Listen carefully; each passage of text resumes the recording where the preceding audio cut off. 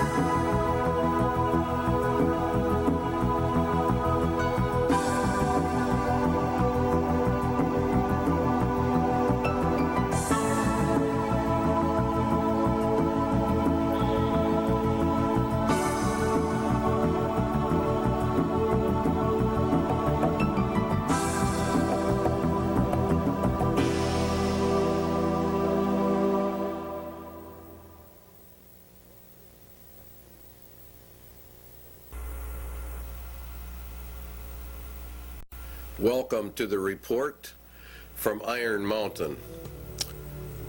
This report is something you would never believe unless you read it.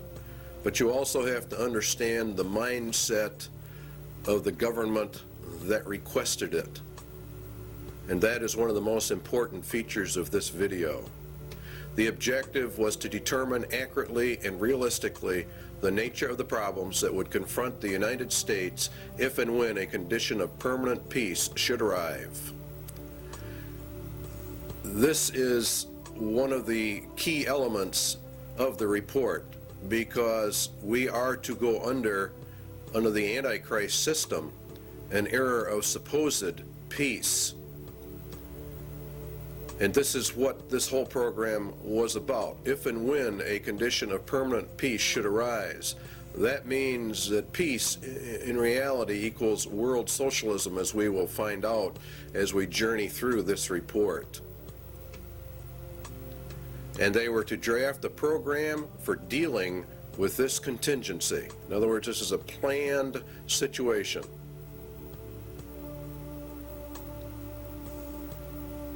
The program equals the agenda, and how do we control the people of America if we move to an era of peace? And not only just America, but the whole world at large.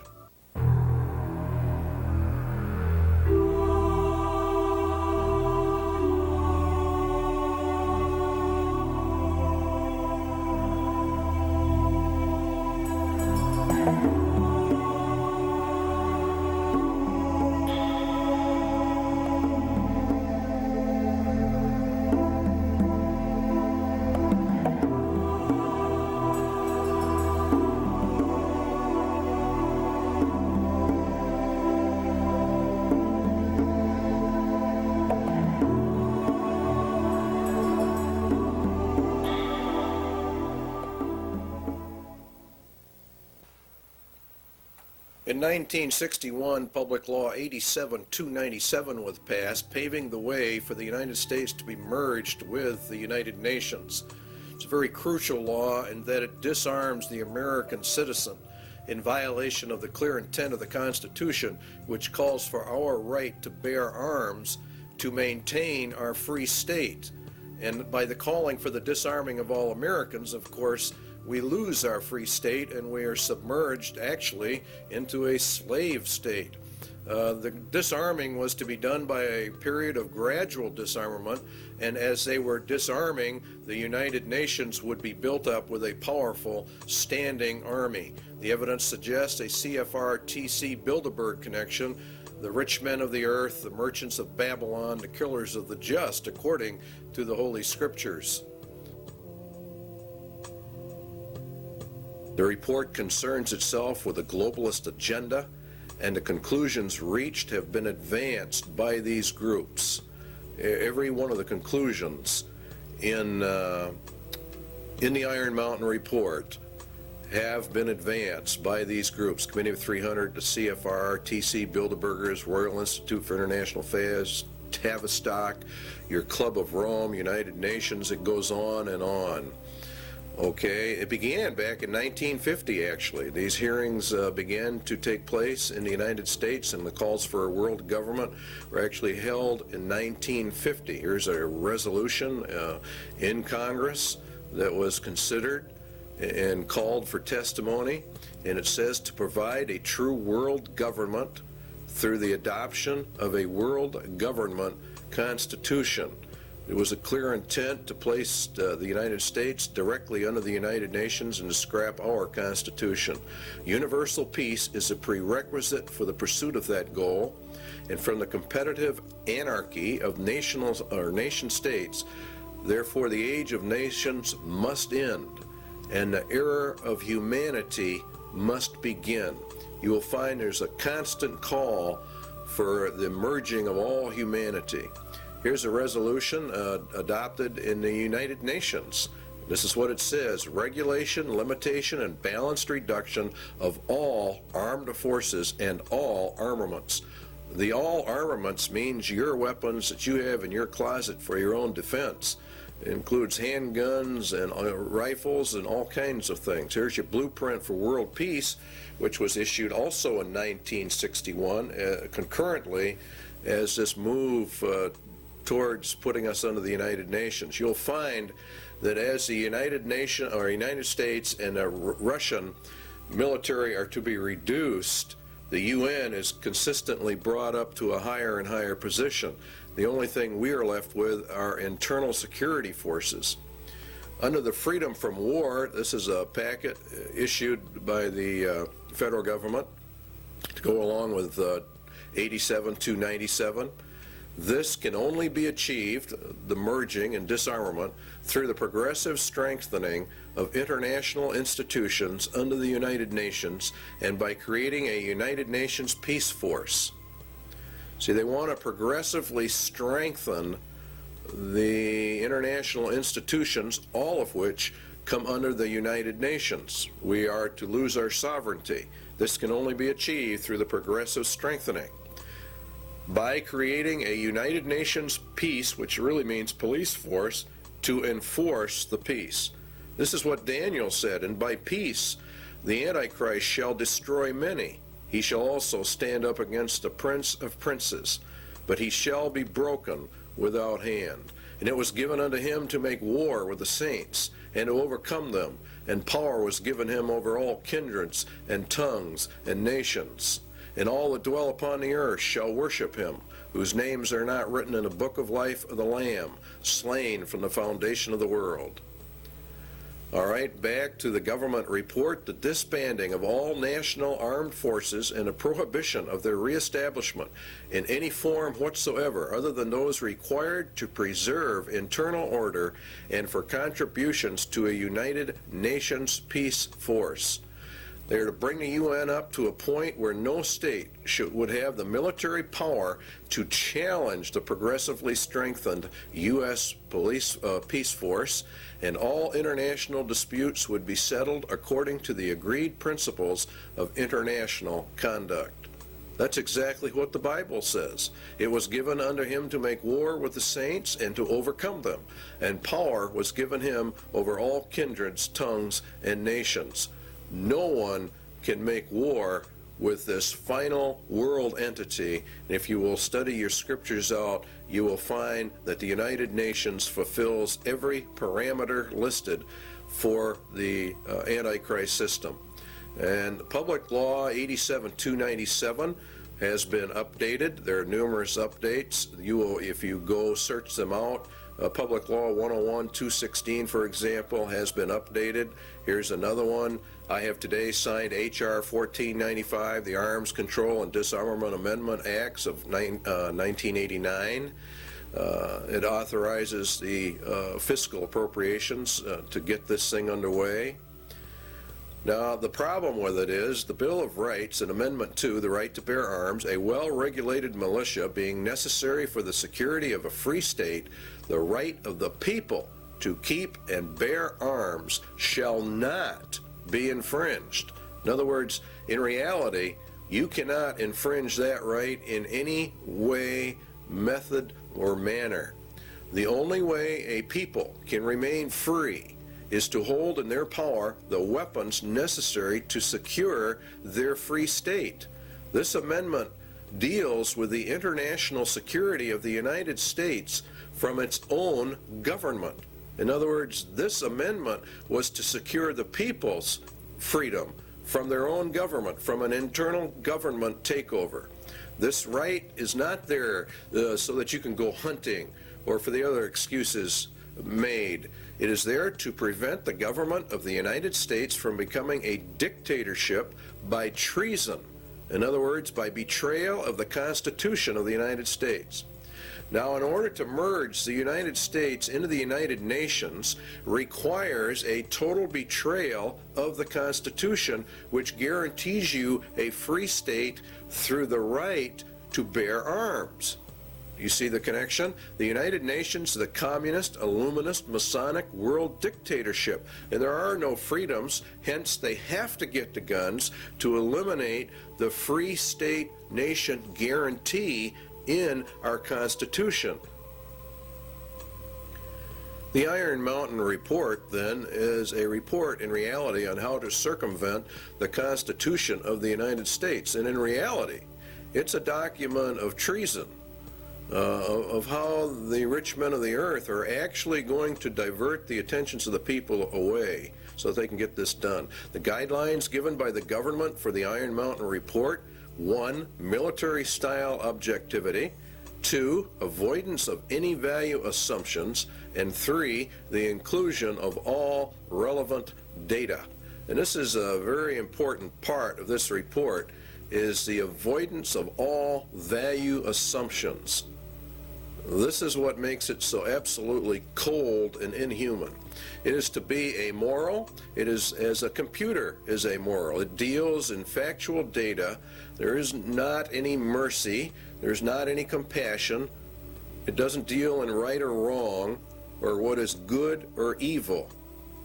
It is a report on the handling of men, women, children, and babies on the basis of herd or animal management without regard to any moral considerations whatsoever. It reduces people to objects. It reduces all humans to non-entities with no rights of self-determination, with no rights granted by the Creator, and with absolutely no rights under a Constitution. The Constitution has been effectively canceled by Iron Mountain. Now again, you'll find these resolutions coming up in Congress all the time that want to strengthen the United Nations, to establish an international criminal court, SJ 32. These are bills before the Congress and the Senate. The implementation of Agenda 21 and other Earth Summit agreements, which is all United Nations. Reagan called for the World Army. Clinton has approved a UN Army. You're seeing it on TV all the time.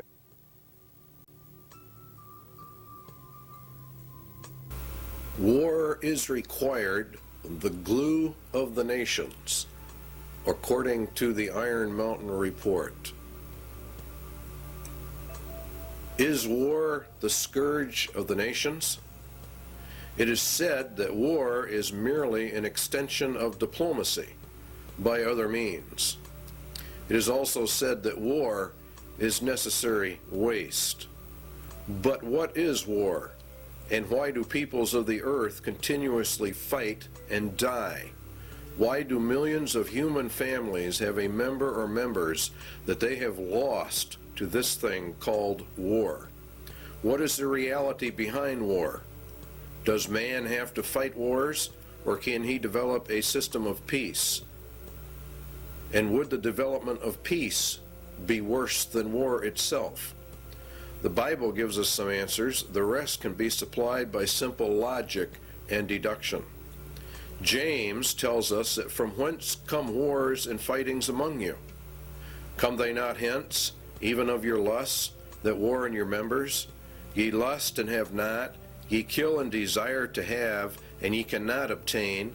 Ye fight and war, yet ye have not, because you ask not. Ye ask and receive not, because ye ask amiss, that ye may consume it upon your lusts. The root of war, then, is lust, and lust is want, and want is greed, and the root of greed is a self-centered heart, an unregenerated human heart. This is the key we need to explain war, and the Bible gives us many clues to why warfare is, and that in reality it can never be stopped. The root of the problem lies with the human heart, and the Bible says that the human heart is so desperately wicked that none can know it. Jeremiah says, the heart is deceitful above all things, who can know it? Paul says in Romans, the carnal mind is enmity against God, for it is not subject to the laws of God, neither indeed can be. Jesus was very emphatic that out of the heart of man poured forth all kinds of evil. The problem with mankind is then his evil heart. Evil because it is self-centered, and evil because it does not contain true love. The love within that it does have is hurtful or harmful, manipulative, self-centered, and filled with its own desires, according to the Lord. But we obtain other clues as well from the scriptures as to the true reasons for war, and particularly in our day and age. James says, "Go to now, ye rich men, weep and howl for the miseries that shall come upon you. Your riches are corrupted, and your garments are moth-eaten. Your gold and your silver is cankered. The rust of them shall be a witness against you, and shall eat your flesh as it were fire. Ye have heaped together treasure for the last days. Ye have killed and condemned the just." Now let's run a little logic. Lust is the center of war, lust is greed, and greed is from evil, self-centered hearts. The Bible also says that the love of money is the root of all evil, or the height of all greeds. Lust then is greed, and the ultimate greed is an insane love of money, which brings with it power, which brings with it control over mankind. Thus the rich men of the earth are indeed in total control over money, and they have developed a system of economic controls well laid out in the scriptures. If the rich men of the earth gain control over the planet via their Babylonian economic system, then they are the ones who are only powerful enough and rich enough to wage war, and they are the only ones who can develop the war machines that you are looking at on your television screen. They are the ones who can develop the weapons necessary for modern warfare. Iron Mountain agrees. The very title confirms the Bible. The title says that it is a report on the desirability and feasibility for peace.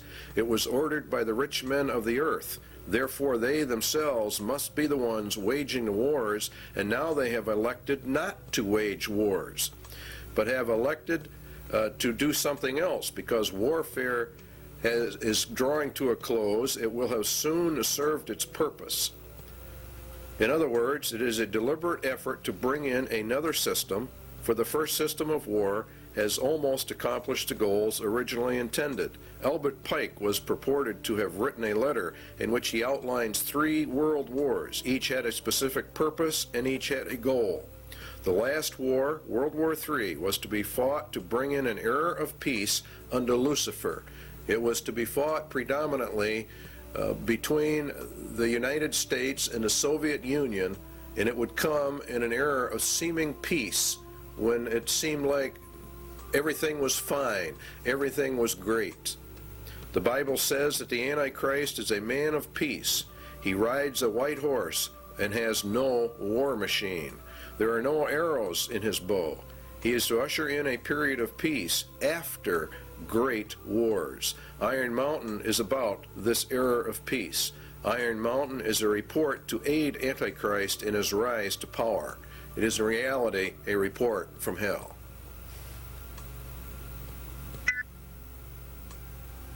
Iron Mountain asks, what can be expected if peace comes?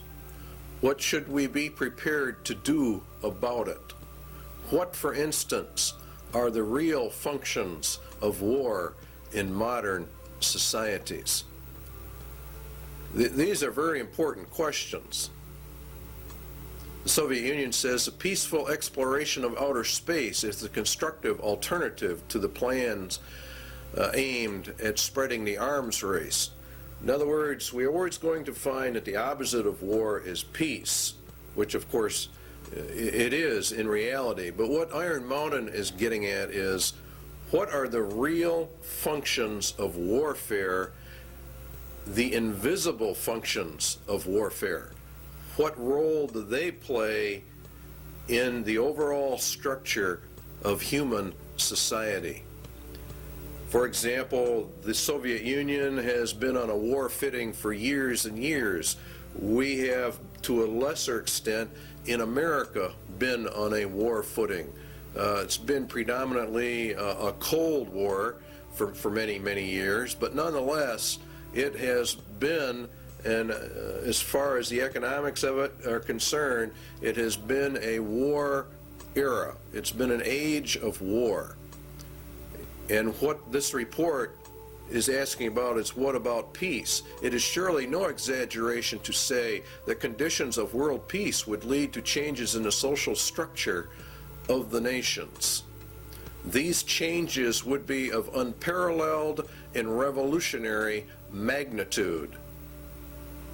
As we would transition then from an era of war into peace, what would be the problems? It is an incorrect assumption that war as an institution is subordinate to the social system it is believed to serve. What they're saying here is that nations wage war for reasons other than what they state. War itself is the basic social system within which others are secondary modes of organization, conflict, or conspire. In other words, war itself is the basic social system of mankind. And if we go to peace, we're going to have problems unless we understand that. It is the system which has governed most human societies on record today. Well, this is, of course, very true in our day and age. We have seen nothing but war, starting predominantly with World War I and coming forward. The Soviet Union has had tremendous expenditures in their military, and the United States has likewise. It's been, in reality, an arms race. We're going to find out there is a reason for it. The capacity of a nation to make war is the greatest social power it can exercise. War making, active or contemplated, is a matter of life and death, says Iron Mountain. The misconceptions of war: 1, to defend a military, or defend a nation rather, from military attack by another, or to deter such attack. To defend the national interest, economic, political, or ideological. To maintain or increase a nation's military power for its own sake. Now you see, these are the visible or more obvious reasons why a person would say, well, that's why we have war. But what they're saying is there are more less obvious, very invisible reasons for why nations have war. And this is the heart of the entire Iron Mountain report. Its conclusion was that war is absolutely necessary. It's an absolute requirement for human societies and nations to come together. It is in reality, they claim, the glue of the nations. The Soviet military machine, or its war-making capacity, is the actual glue that has held the Soviet Union and the Communist Empire together. If they were to move into an era of peace, what would happen? All right, Iron Mountain says it is these invisible or implied functions that are the dominant forces in our society. So what we have to find out then is what are the true functions of war in a society. Why, for example, has the Soviet Union and the United States, both of which are controlled by the rich men of the earth, been on a constant war footing, constantly escalating this conflict? Why are they doing it, and what are the reasons behind it? Economic reasons are: it is a necessary waste that operates outside the normal economic supply and demand system. Warfare creates an artificial demand. In other words, the war system itself, having huge militaries with all of their armaments, with all of the research and developments, creates a demand.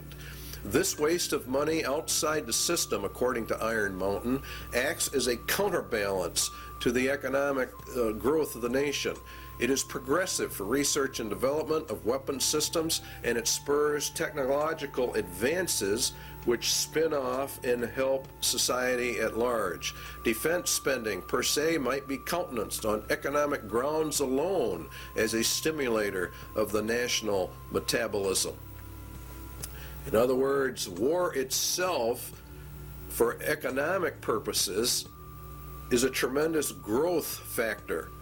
For the political reasons, it's different. A nation is a group of people organized together with a common goal and a national identity. The nation has an outlook or an attitude of how it will deal with other nations, and that's what we call foreign policy. A nation's foreign policy, says Iron Mountain, can have no substitute if it lacks, or no substance rather, if it lacks the means of enforcing its attitude. In other words, if the nation is not strong enough, it doesn't matter what their attitude towards somebody else is. War is itself the defining element of any nation's existence vis-a-vis any other nation. War, then, equals nations because it is the glue of nations and what causes them to come together, and peace would mean the dissolving of the nations. The elimination of war implies the elimination of national sovereignty and the traditional nation state. Please understand the importance of that remark in Iron Mountain. It is the elimination of war that brings us to world government.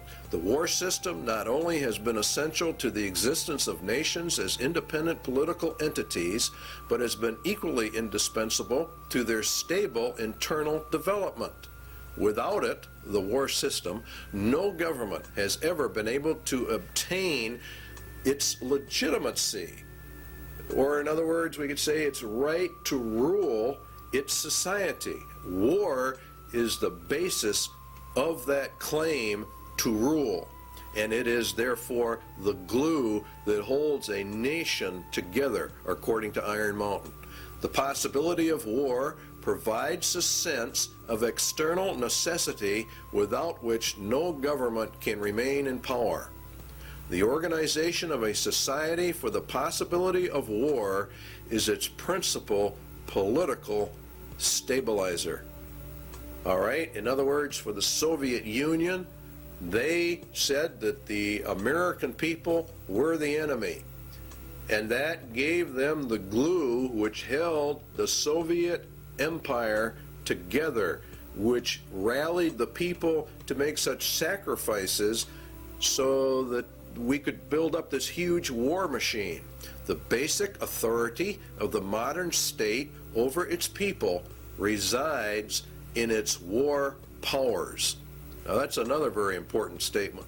Therefore, a substitute for the war system must be found in order to control the people and provide stability and legitimacy of government if we go into an era of peace.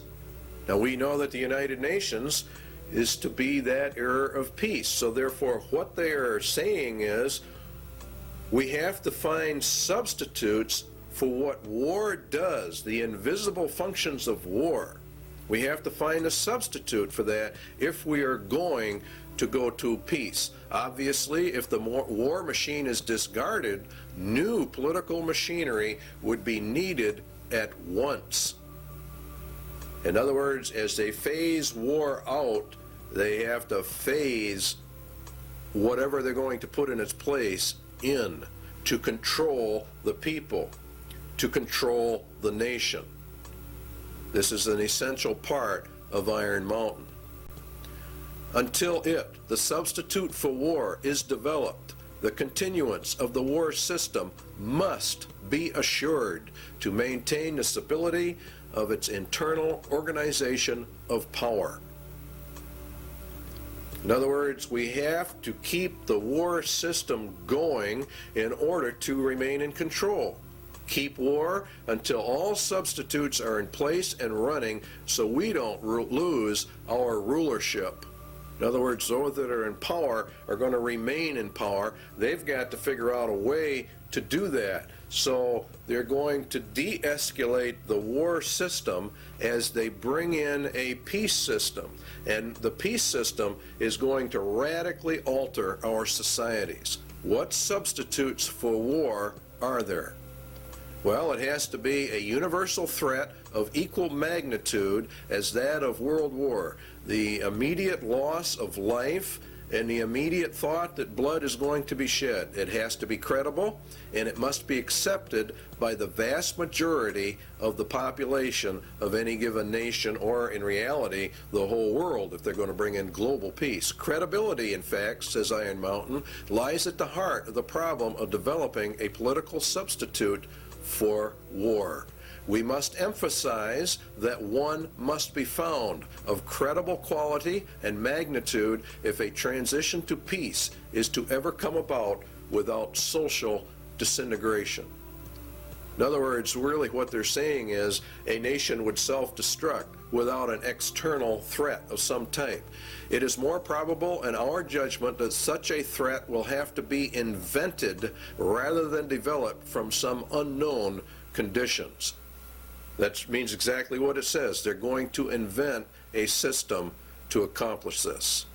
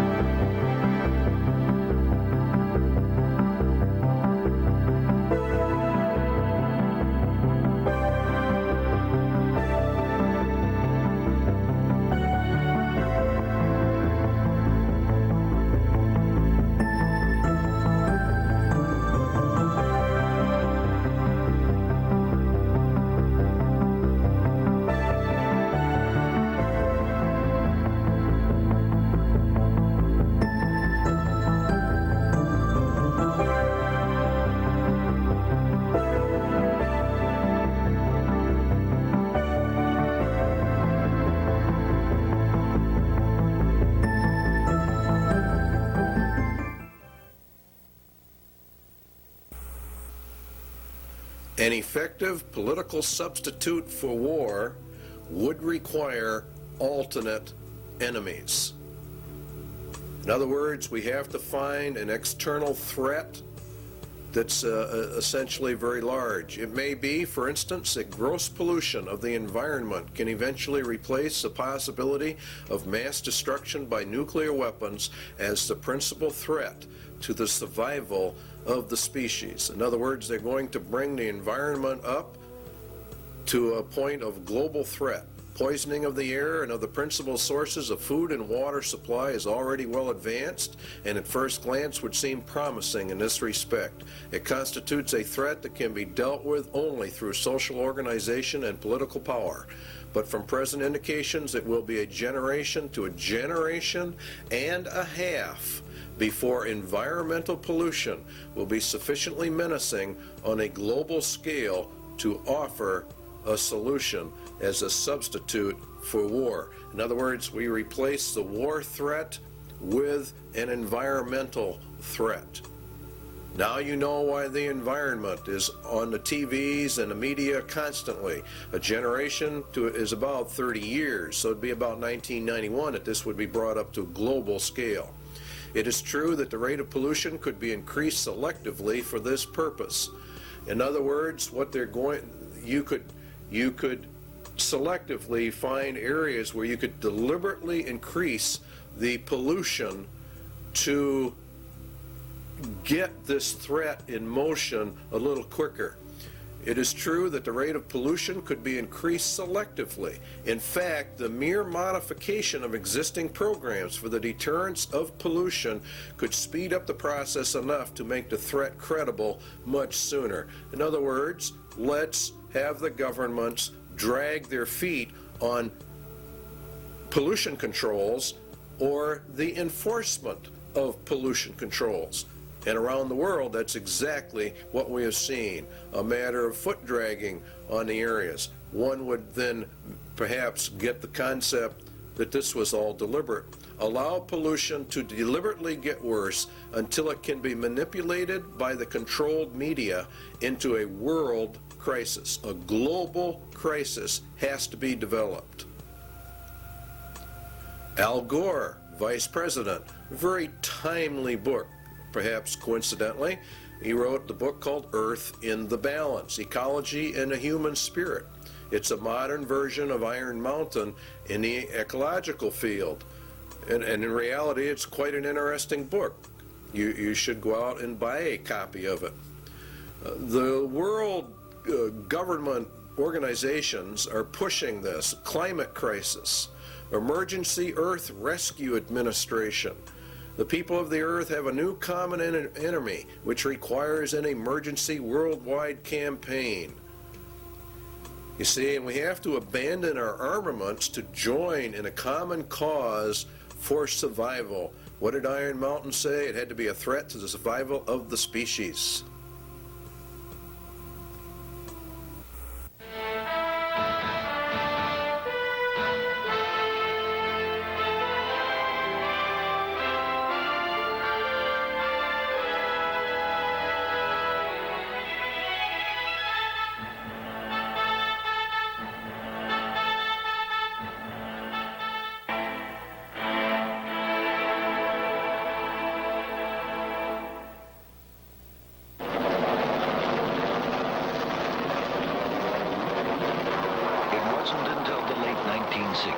When Apollo missions were bound for the moon that we were first able to see complete pictures of the Earth. Environmentalists began to look at our planet as a single fragile ecosystem. Now we are intensely studying the thin halo of atmosphere that surrounds and protects Earth. It recycles the air we breathe, regulates climate, and acts as a protective barrier, filtering out much of the sun's harmful radiation. Last year, an international group of scientists proved that ozone, the key element in this filtering process, is being lost at an alarming rate over the South Pole. In fact, a sizable hole develops over this area each winter. Without ozone, the sun's harmful radiation will destroy life on Earth. A group of man-made compounds called chlorofluorocarbons, or CFCs, used as refrigerants, cleaning solvents, and in some plastic foams, are to blame for this environmental problem. They eventually make their way into the atmosphere and destroy ozone. According to Dr. Brian Toon of NASA's Ames Research Center, it is a global-scale environmental problem. This really marks the first time in the history of environmental science where human beings on one side of the planet have done something to the planet that has significantly affected it globally and on the far side of the planet from where the original pollution took place. Using the beautiful seaport town of Stavanger, Norway, as a base of operations, an international team of scientists assembled this year in an emergency effort to make a detailed study of the North Pole. Most of the work was performed aboard two NASA aircraft. This is the ER-2. For the mission, special wing pods are attached containing atmospheric chemistry analysis equipment and a host of other instruments. Typically, flights are made about 12 miles up, along the fringes of space, right into the layers of atmosphere directly affected by ozone loss. The ER-2's research partner is a modified DC-8. It flies at lower altitudes, but has increased fuel reserves, which allow it to cover more territory, even flights directly over the North Pole. Inside, the DC-8 is actually a complete scientific observatory, loaded with sensing instruments. Scientists perform their experiments and are able to map results right on the spot. This instrument contains 4 lasers capable of shooting light many miles up into the atmosphere. The light reflects back to the plane and provides scientists with a cross-sectional map of ozone concentrations as well as aerosols, or regions where ozone depletion is capable of occurring. Initial results from both aircraft indicate that high concentrations of CFCs have been found at northern latitudes, primed for ozone destruction. When combined with high-altitude ice clouds, the right amount of sunlight and confined slow-moving masses of air, ozone destruction occurs. As a result of this airborne mission, scientists were able to confirm the process and predict areas of depletion. International policymakers have met in hopes of limiting the amount of CFC production and recently agreed to phase out its use by the year 2000. Many scientists worry that this may not be soon enough. Again, Dr. Toon. With the ozone problem, for example, when you release chlorofluorocarbons to the environment, it's decades to centuries before those are removed. Researching safe economic replacements for CFCs is a vital part of solving this serious environmental issue. Thanks to the intensive work done in the last few years, we know why ozone depletion exists. It is now up to the world community to take responsibility for the future of our global environment.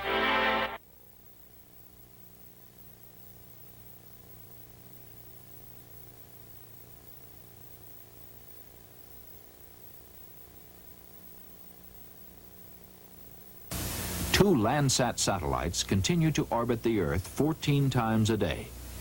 From their 570-mile-high vantage point, they return images like these taken over rich California farmlands.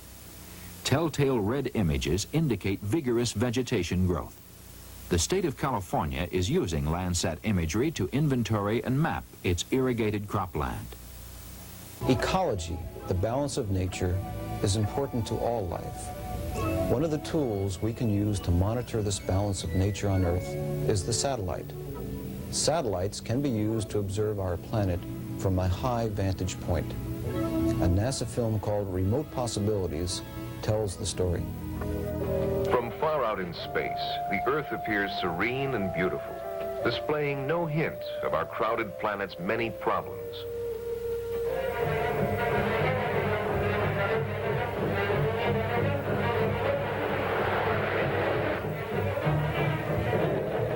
As we have used and changed our planet, we have become aware that in many ways we are exhausting it.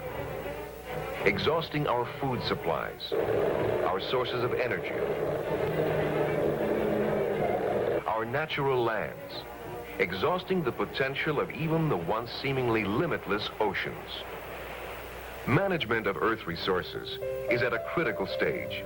It has never been more important that we understand the environmental relationships of our planet.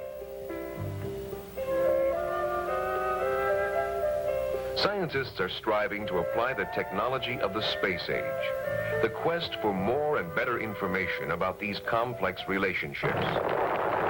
In 1972, a new kind of satellite left the launch pad and rose to an altitude of 910 kilometers from Earth. There it settled in a circular orbit around the planet. This satellite, called Landsat, opened a new era of Earth resource management.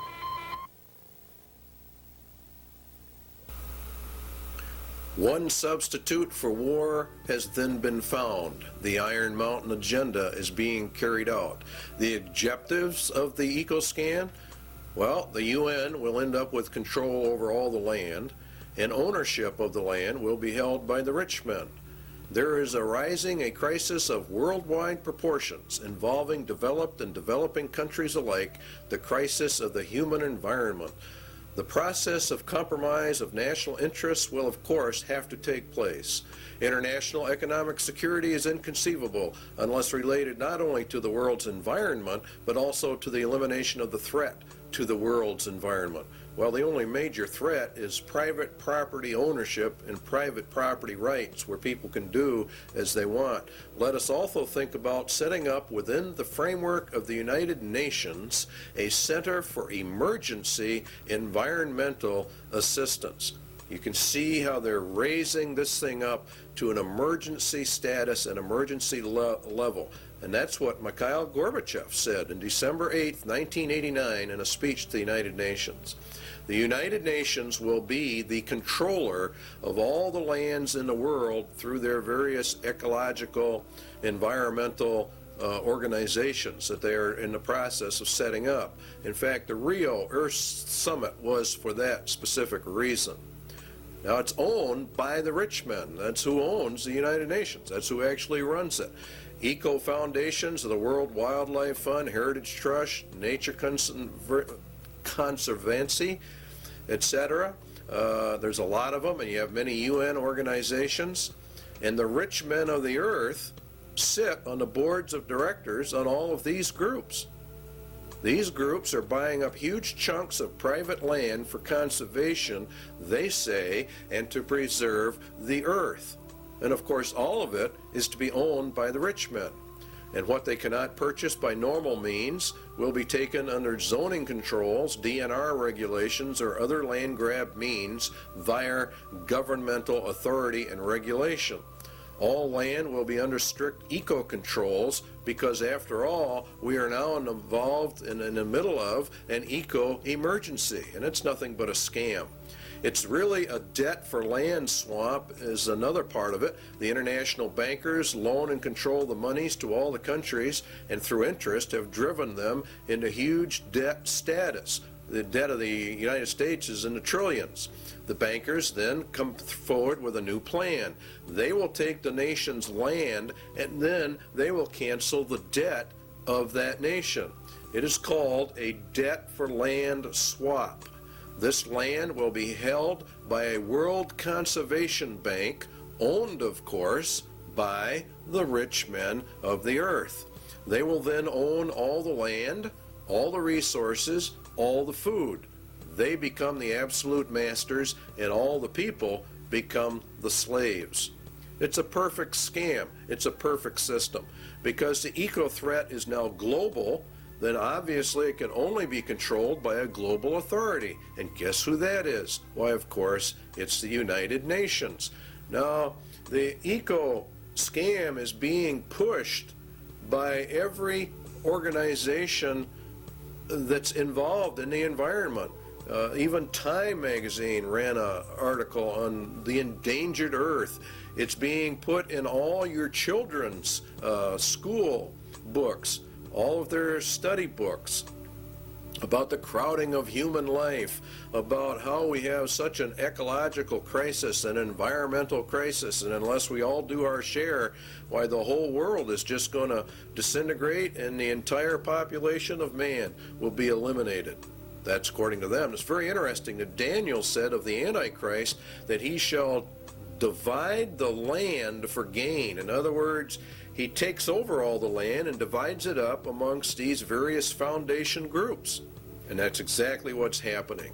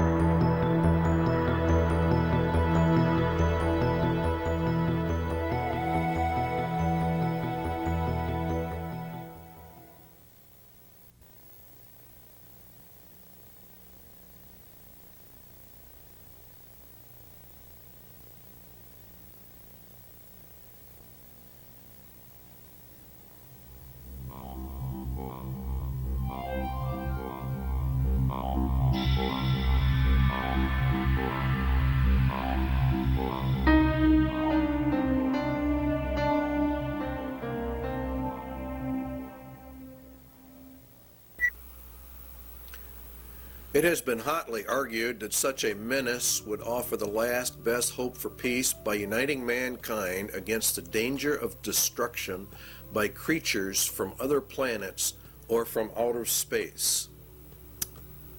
Experiments have been proposed to test the credibility of an out-of-the-world invasion threat. It is possible that a few of the more difficult to explain flying saucer incidents are of this nature. The thrust of the second threat is to unite mankind against a common enemy. The escalation of the UFO mystery requires careful media control. The threat must also dovetail into the agenda for a one-world government. Everything that Iron Mountain proposes in all of their substitutes will lead into a one-world government. And that is the whole nature of it. There has been a tremendous amount of interest in UFO activity. Many, many books have been written about it.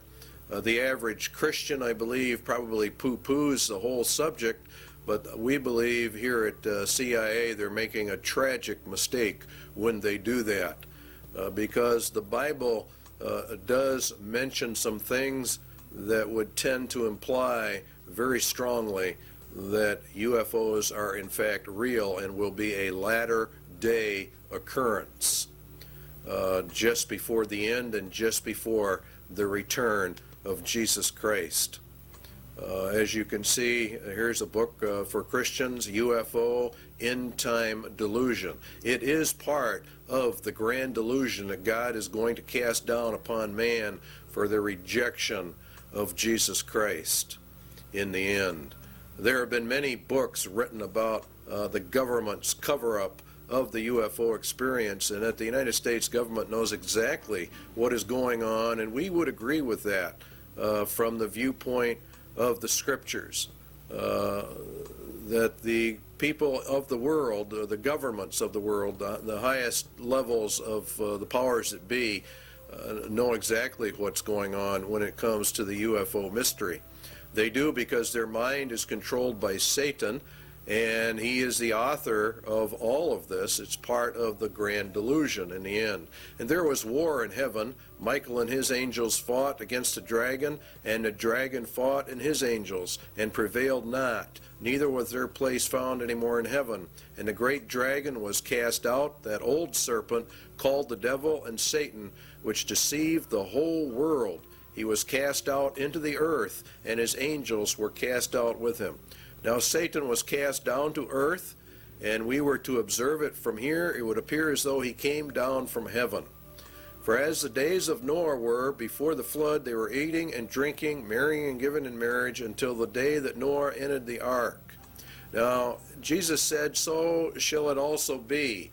And the days of Noah were quite a few. He lived 950 years before and after the flood. He was there when man began to multiply on the face of the earth, and daughters were born unto them. And the sons of God saw the daughters of men that they were fair. Now, the book of Enoch gives us some information about that. It happened after the sons of men had multiplied in those days, that the daughters were born to them, elegant and beautiful. And when the angels, the sons of heaven, came down, you see, they took wives, each choosing for himself, whom they began to approach and with whom they cohabitated, and teaching them sorcery and incantations.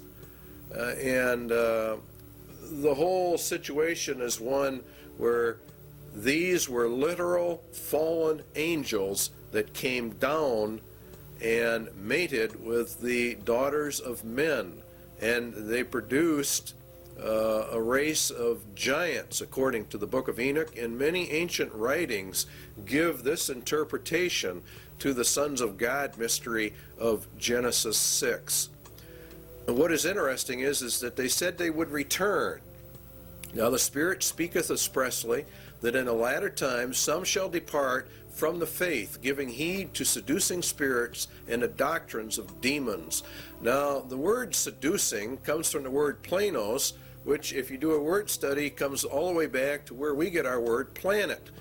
Could it be that the interpretation is, in the latter times some shall depart from the faith, giving heed to impostors from other planets? That would be the most literal translation, and that is also exactly what is happening. These impostors are actually demons pretending to be from outer space. It is part of the grand delusion. For this cause God shall send them strong delusion, that they should believe a lie, that they all might be damned who believed not the truth, but had pleasure in unrighteousness. They reject the concept of creation, even him whose coming is after the working of Satan with all power and signs and lying wonders. This would result in UFO contacts of the first, second, and third kind as Satan sends his advance guard to prepare man for the grand delusion.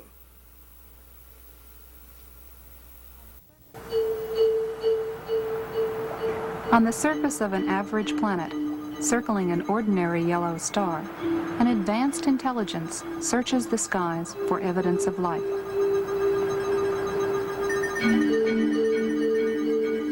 Directed by even higher intelligence, machines with brains of silicon patiently sift through faint shards of radio data for the unmistakable signal that will indicate the first sign of life beyond Earth. Now plans for the most sophisticated SETI search ever focus on the Goldstone Deep Space Communication Complex in California's Mojave Desert.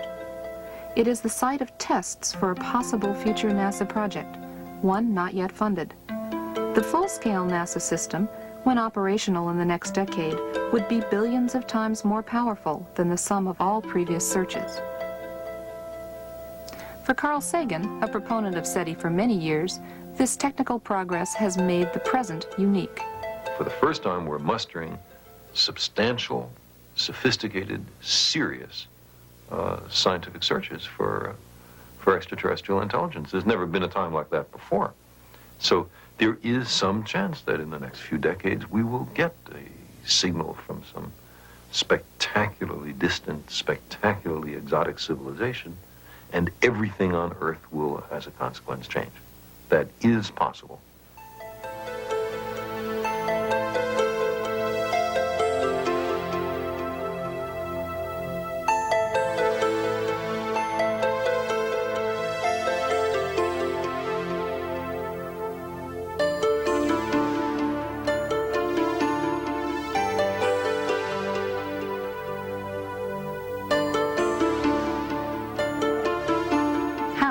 Why, when, and whether to search for life beyond Earth has been debated for centuries.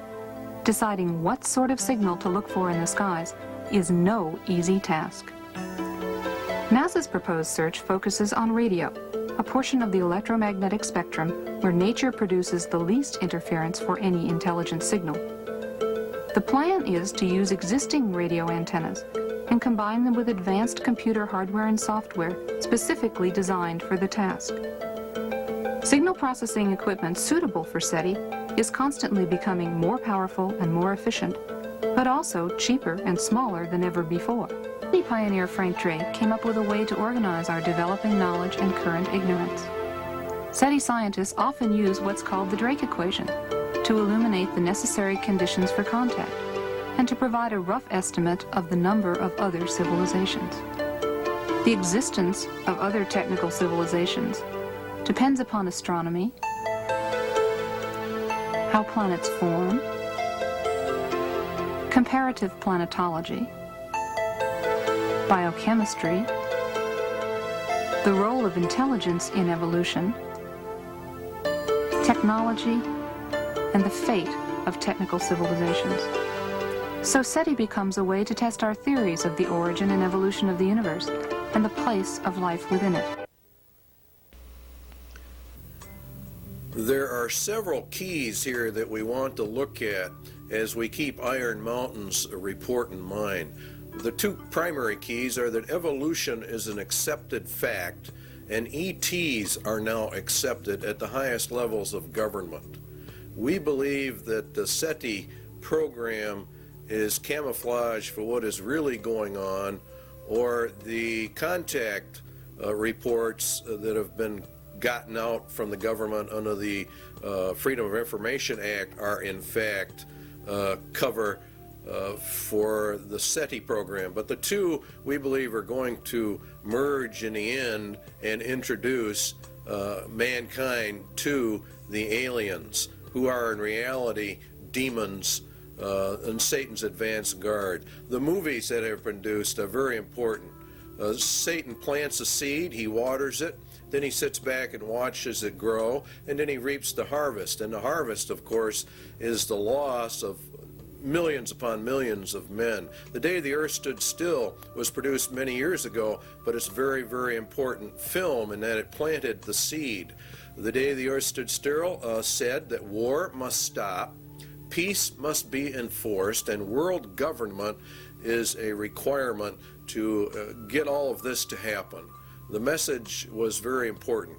E.T., a very, very popular movie, taught us some things as well. It said that reptiles are very cute, that love is the answer, that love heals, but more importantly, that we all evolve in a different manner. You're going to find evolution at the bottom of all of these movies. And Star Wars is another one. How famous they were. Well, they're programming the human mind for certain things. One, evolution of the races, good and evil forces, a universal, eternal fight between the forces of good and evil, and more importantly, a federation of planets, a uniting of the nations, a uniting of all the planets. Mankind will evolve upwards and eventually will join in intergalactic civilization. And this is the important keynotes in every one of these movies. Close Encounters of the Third Kind was a very, very important film. It bases itself on evolution. Two, that the United Nations is a central player in that movie.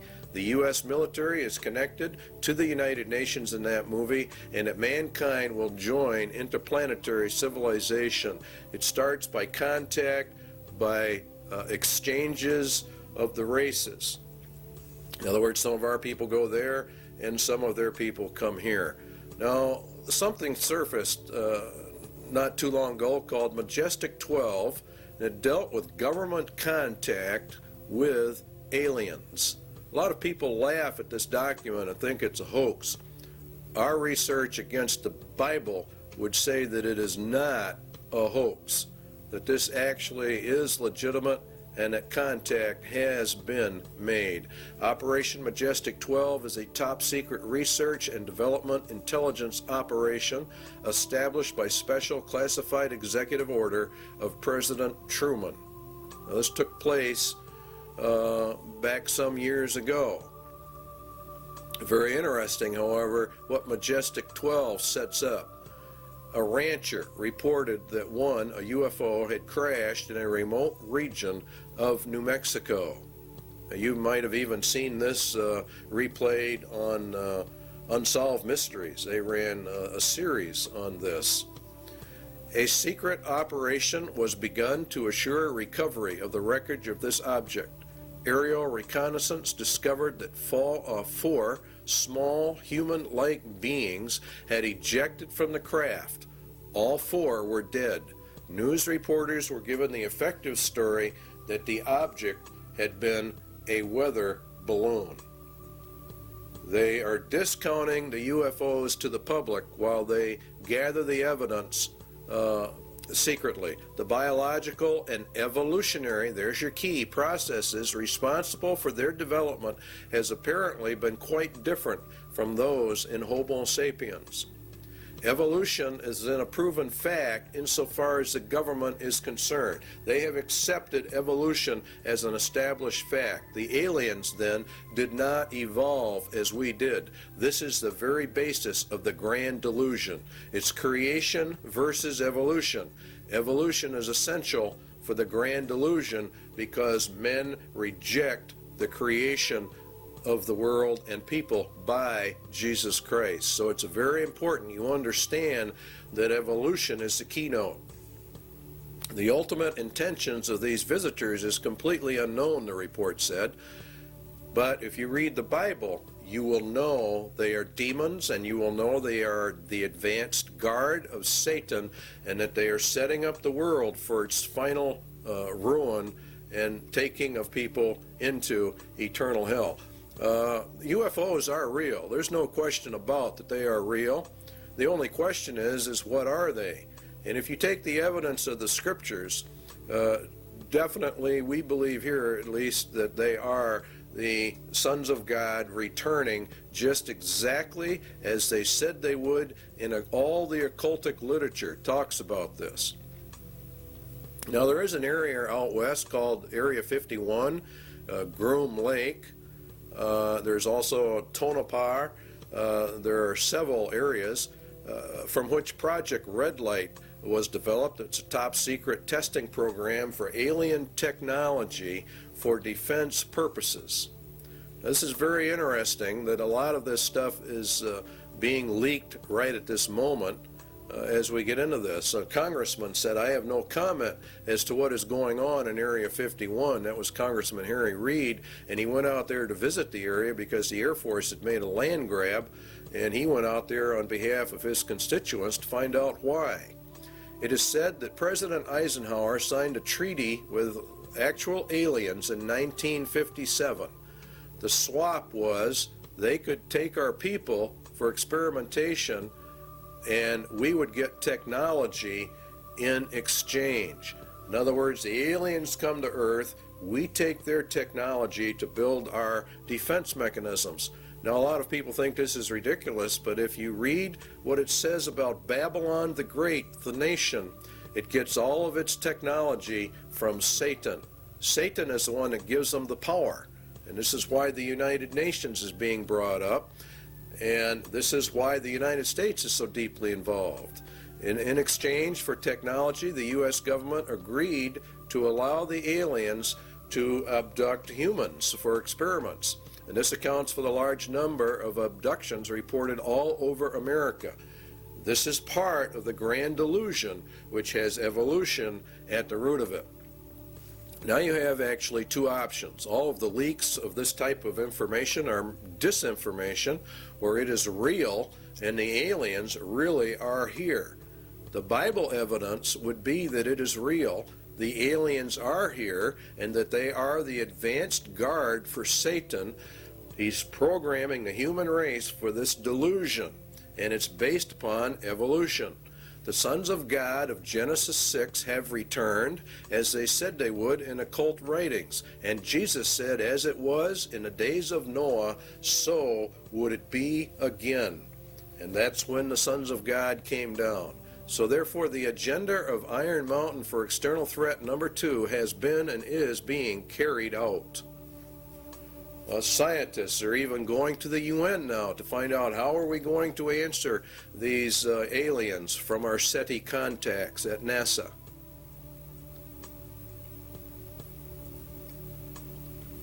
They believe the UN should do all of this. And so you see it elevates the United Nations to power. And this is very important. It's part of the Iron Mountain agenda.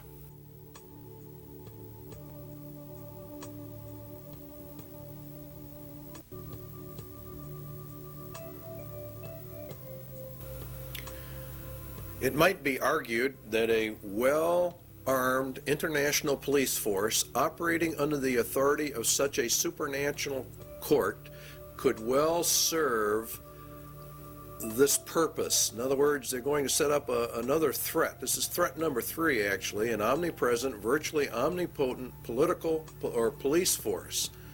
It's an international police force. Because remember, if we go into peace, we have to dissolve the nations, because war is the reason we have nations. All right, so the report then that was issued by the State Department, Freedom from War, and the program was to establish a permanent international peace force within the United Nations. In other words, to deliberately bring it up. the peacekeeping capabilities of the United Nations would be sufficiently strong and the obligations of all states under such an arrangement sufficiently far-reaching as to assure peace and a just settlement of differences in a disarmed world. They're going to use the United Nations to keep the peace. In other words, a world government, which is exactly what Daniel talked about and Jesus talked about. And it is very deadly. During stage 2, states will develop further the peacekeeping processes of the United Nations to the end that the United Nations can effectively suppress any threat or use of force by anyone, and that would include the American people. It's going to be omnipresent, and it's going to be omnipotent in its ability to handle. And this is what Revelation says, who can make war with the beast? Remember that the U.S. and Russia are to have their internal or militaries turned over to the United Nations in this 3-stage process, and we end up with a UN in total control of the world, a global entity, precisely as Daniel and Revelation talk about. It's and Jeremiah and Isaiah refer to it as, of course, Babylon. And this process, of course, emerges bringing out the United Nations as the final end-time global ruling entity, which the Bible refers to as the apparatus of the Antichrist, or we could say the Antichrist system. And that is why it sits in New York City, the big city. On the wall in the Security Council is a phoenix. That picture you're looking at right there is in reality the phoenix bird, which is to grow up out of the old world order. America is to be patrolled by Russian, Belgian, Irish, and Colombian and Venezuelan troops under this plan. UN troops are already on U.S. soil, and it won't be very long before these sites that you're seeing right here are going to be very commonplace in the United States. And if the American citizens resist, they are simply going to be liquidated according to the Bible. This power will come to pass. They've laid their plans well, and God has ordained it and allowed it, and is allowing it to happen. And so it's, in reality, here in America, it's a judgment against the United States. There are many books written about a United Nations peace force, so this is not anything we're making up. They come in under the UN Charter. And the last part of it, this principle of non-interfering in a nation shall not prejudice the application of enforcement measures under Chapter 7. In other words, the United Nations claims that it doesn't really want to get involved in internal national affairs, but the opposite is in reality the truth. Chapter 7 deals with action with respect to threats of the peace, breaches of the peace, or acts of aggression. And it's the Security Council itself that determines the existence of a threat, breach, or act of aggression. And it can even walk in under the threat, or it's a possibility that we might have problems. And they determine the existence of any threat to the peace. So they can come in, if they choose to, on very fragile grounds, which is exactly what they did in Somalia. Should the Security Council consider that measures provided in 41, which are more economic, I don't know exactly what word to use, but sanctions, I guess, is the best word to cover it. If that doesn't work, if economic sanctions do not work, then they can resort to military powers. And they can use whatever they have to maintain or restore international peace. Now, Psalm 2 says that the kings of the earth set themselves, and the rulers take counsel together against the Lord and against his anointed. Where do the rulers of the world meet? They meet at the United Nations, and this is where they take their counsel together. And the United Nations is, according to the Bible, anti-Christ, anti-God to its very core. It is, in fact, the substitute for God and Christ on planet Earth. They intend to take it for themselves. The fourth beast shall be the fourth kingdom upon earth, which shall be diverse from all kingdoms, and shall devour the whole earth, and shall tread it down, and shall break it in pieces. And the 10 horns out of this kingdom are 10 kings. Now, it's a diverse kingdom. The United Nations is not a kingdom, and it's not a nation. It exists solely by treaty power, by an arrangement of nations itself. Excuse me. The United Nations is to be brought up to full global power with an army so powerful that none can fight against it. That's the entire plan, and that is exactly what the Bible talks about for the end times. It will also break into pieces the entire world, and that's done under Article 52, which deals with regionalism, which is in fact breaking the world into pieces. And this is how they do it. They actually subdivide the world into 10 regions. That came out of the Club of Rome, and here are the regions on the TV screen. Region 1, of course, is North America, and it's Region 1 by virtue of the fact that North America, and particularly the United States, is the primary power behind the United Nations, enabling this to happen. The United States itself is broken down into 10 federal regions. We have global regions, and now we have national regions. And in our country, they are simply called federal regions. And we're moving, in effect, from elected officials to appointed officials to non-elected bureaucrats who are appointed. Now, each region has different states in it, and the number of states varies with each particular region. Then each state is subdivided up into its particular regions. Many times it falls along county lines, many times it doesn't. Overlapping all of it is, of course, grids that keep getting smaller and smaller, which is the reason why thousands or millions, actually, of Americans are getting address changes. They're going under the United Nations grid system, which divides the world into tiny pieces, which is exactly what Daniel said. They can get it right down to your house number. In fact, they can get it down to about 10 square yards of turf.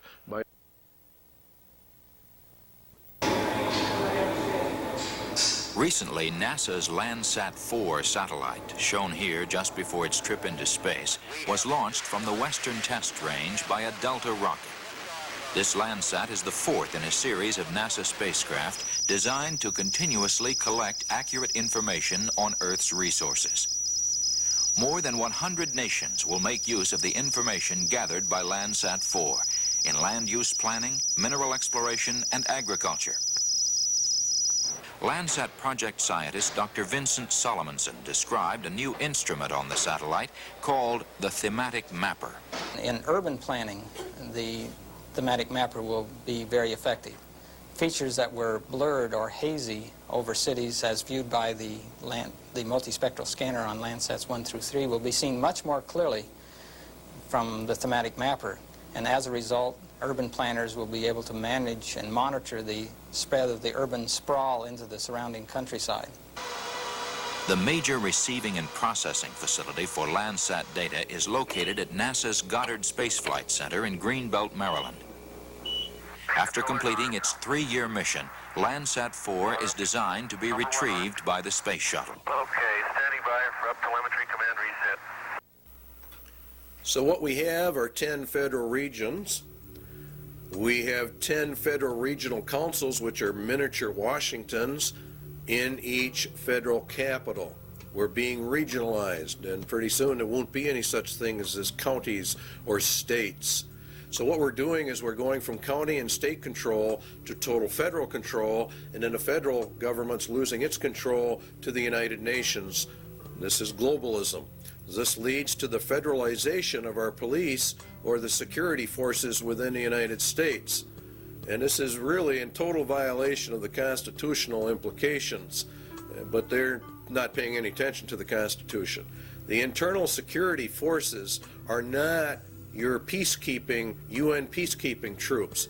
The peacekeeping troops are there to put down actual revolutions and wars. The internal security forces are there more for crime control and the rounding up of people. Predominantly, the MJTF police will be the national police force.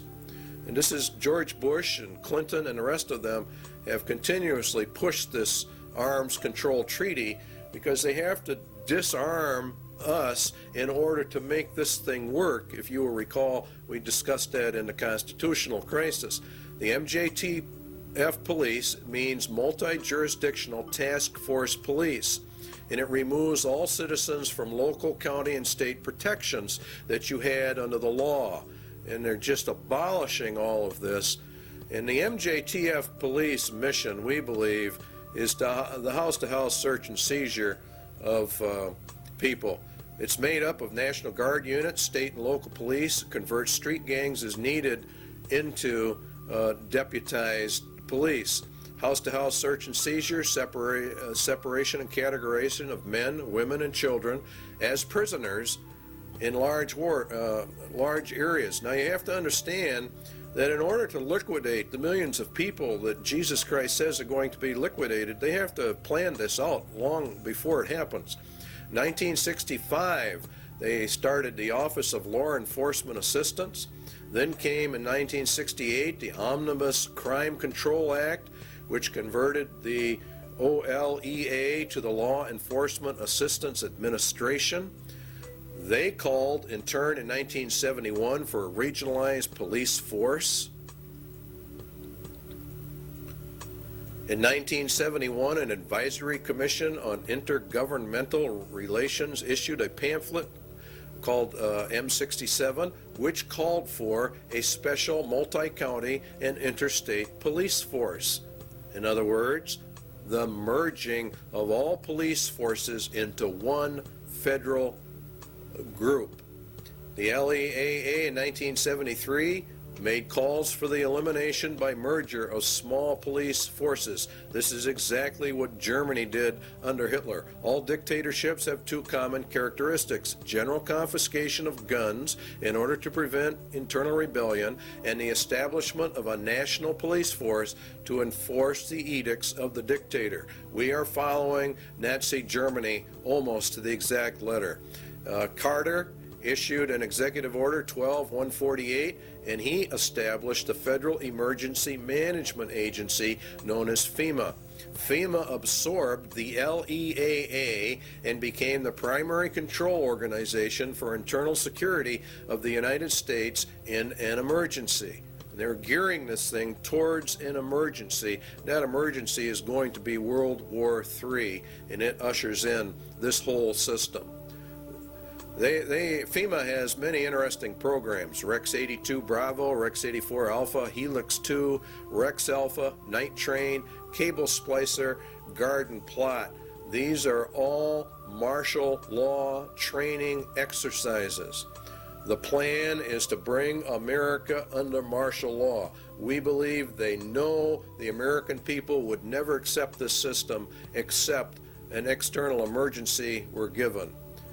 The UN system, remember, is a martial law military system. Under the executive orders of FEMA, mandatory registration of all people, including babies and children in the United States, at the United States Post Office. They have boxes in them. We already know about it. They're marked for emergency use only. The primary one here to look at is 11,000, seizure of all civilians and work brigades, which is in reality slavery, and includes the rights to split up families as well. In essence, what will happen in America is going to be worse than the communist revolution in Russia. This plan provides the basis for the deployment and employment of military resources, including National Guard personnel, for civilian disturbances. So Iron Mountain external threat number 3 has been and is now being implemented. An omnipotent police force. Next on the list is the space program as an economic substitute for war.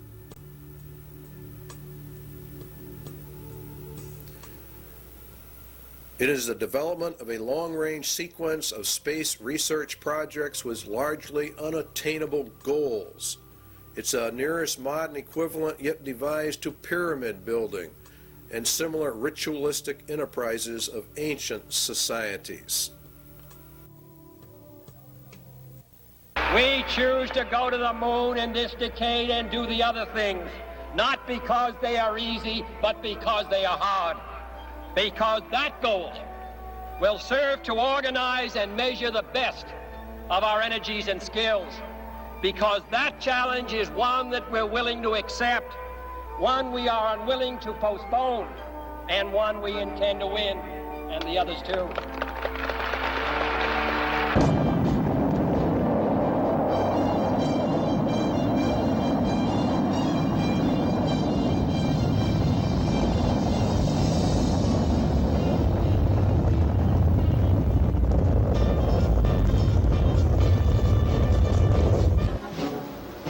Everything associated with the Saturn V was huge. The rocket itself, the building where it was assembled, and the crawler transporter that carried it to the launch pad. The fully loaded Apollo Saturn V was 363 feet tall. Its main engines alone generated 160 million horsepower, and its fuel pumps pushed fuel to the engines with the force of 30 diesel locomotives. As Saturn V lifted off Launch Complex 39 for the first time, it weighed more than 2,800 tons.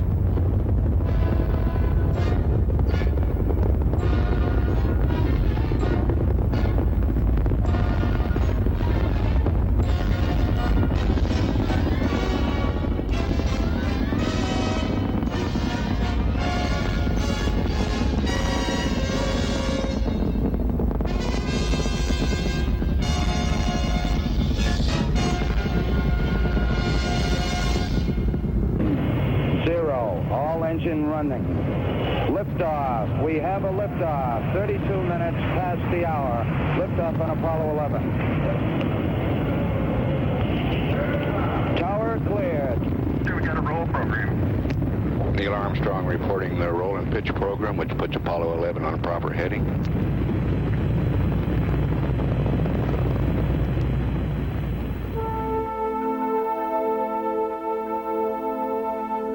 Apollo 11 is calling you on the high gain. How do you read, over?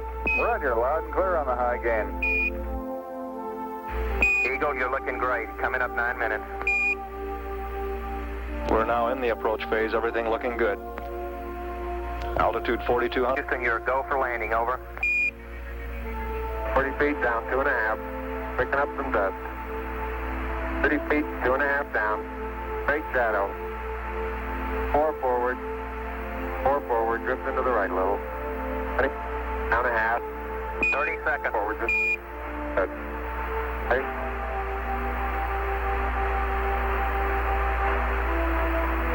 Contact light. Tranquility Base here. The Eagle has landed.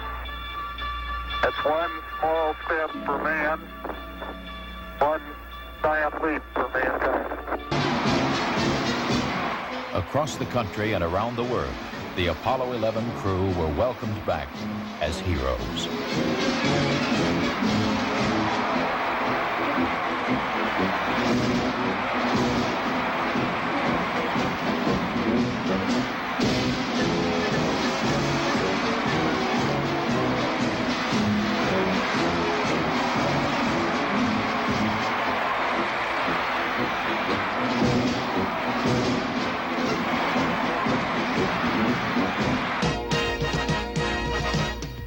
Before Project Apollo ended, 6 additional flights to the moon were made, and all but one were highly successful.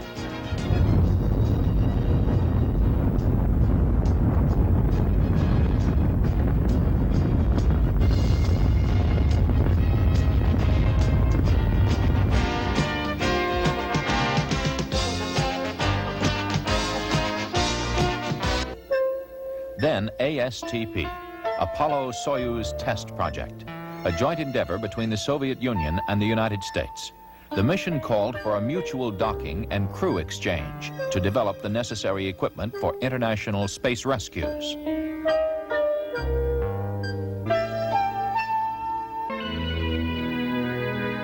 We looked back at planet Earth with Landsat remote sensing satellites. Crops, forests, pollution, all can be photographed in great detail to help us better manage our Earth's resources.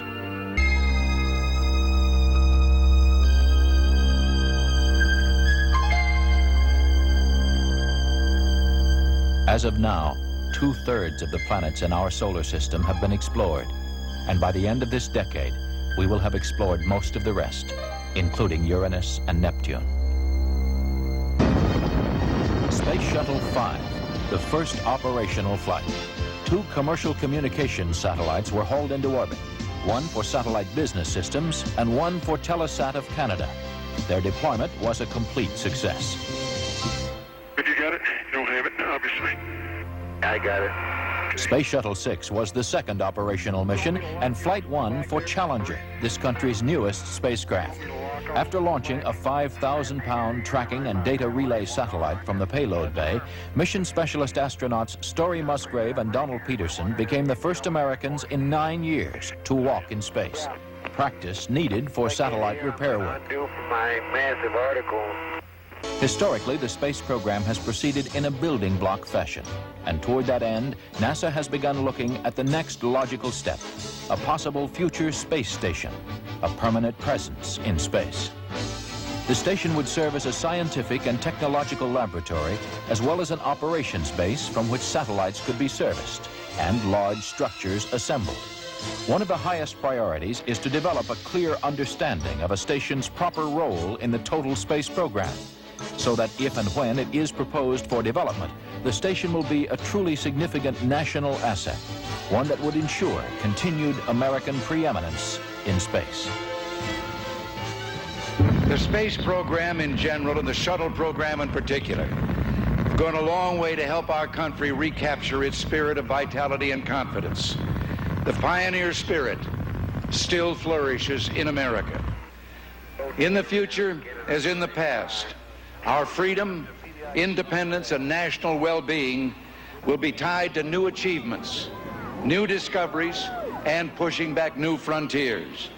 We must look aggressively to the future by demonstrating the potential of the shuttle and establishing a more permanent presence in space.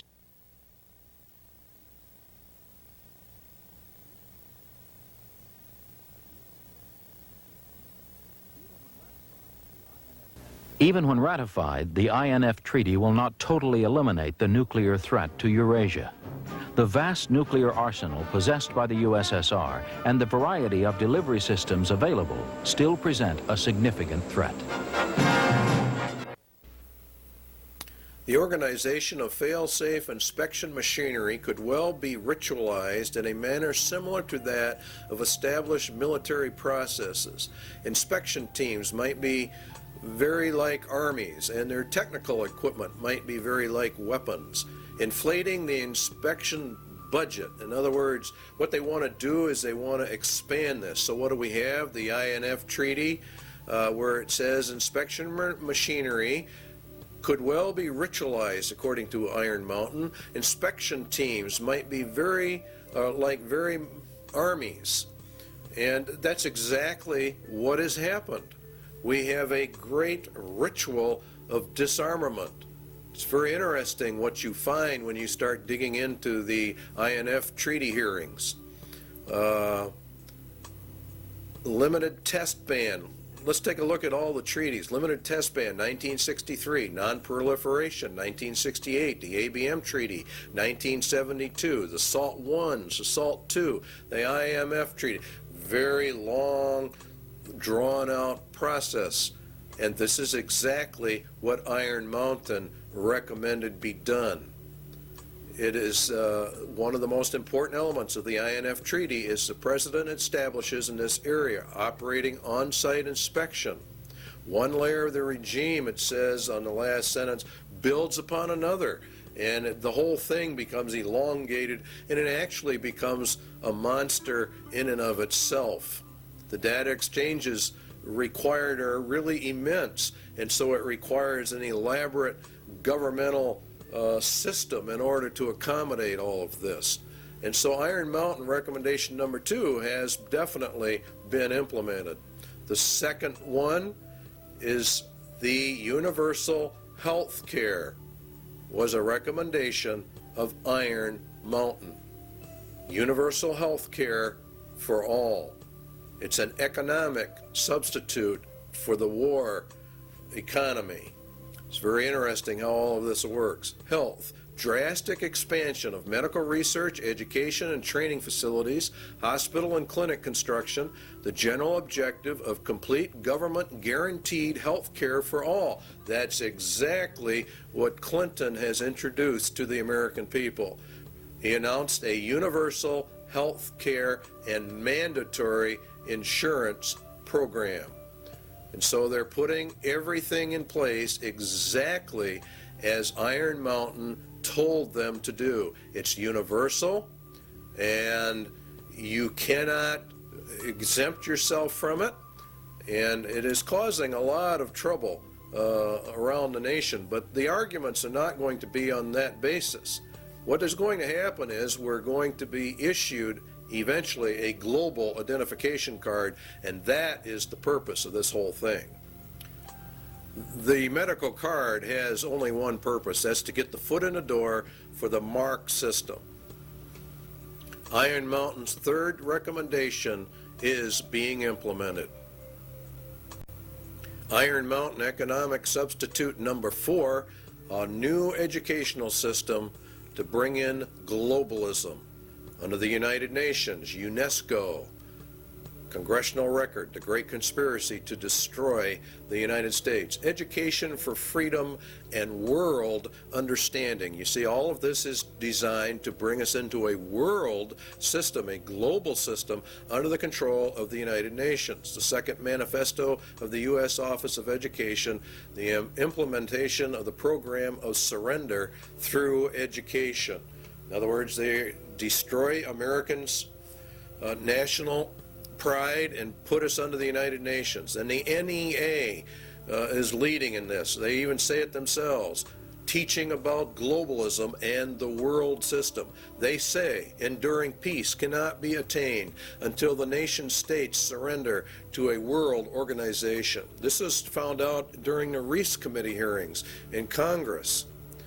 Putting the evidence together, we conclude the NEA has been an important element in the tax-exempt world to indoctrinate American youth with internationalism, which is synonymous with a lot of communist, illuminist, whatever you want to call it.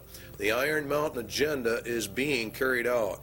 Outcome-based education, the developing of leaders for restructuring the schools, change agents. Parents are beginning to get upset, but they are not putting it together. American 2000, a national strategy to change every nation, every family. Everything is going down exactly as Iron Mountain said it should. Global education is nothing more than the promotion of the United Nations and to destroy the Constitution of the United States, to bring us out from the Constitution and to merge us into the UN. That's what they're going to do. To improve learning and teaching by providing a national framework for educational reform, to promote research, consensus building, and systematic changes needed to ensure, you see, everything has to be changed. Guess what the changes all lead to? And guess who's behind it? If you look, Robert Mueller, former UN Secretary General to the UN, member of the Planetary Citizens, wrote the Global Core Curriculum. Marilyn Ferguson, the Aquarian Conspiracy, New Age. This is all being integrated into the educational system of America. And it's called America 2000. And it is extremely subversive. The national and international power play for education. It's going to go through because God has decreed it will go through. And UNESCO is behind it. Gorbachev, we parted with the old world, rejecting it once and for all. We are moving towards a new world, the world of communism. We shall never depart from it. Books are on the market explaining all of this. We don't have time in this video to get into it, but Iron Mountain Recommendation 4 is being implemented. Iron Mountain Sociological Substitute for War, Slavery.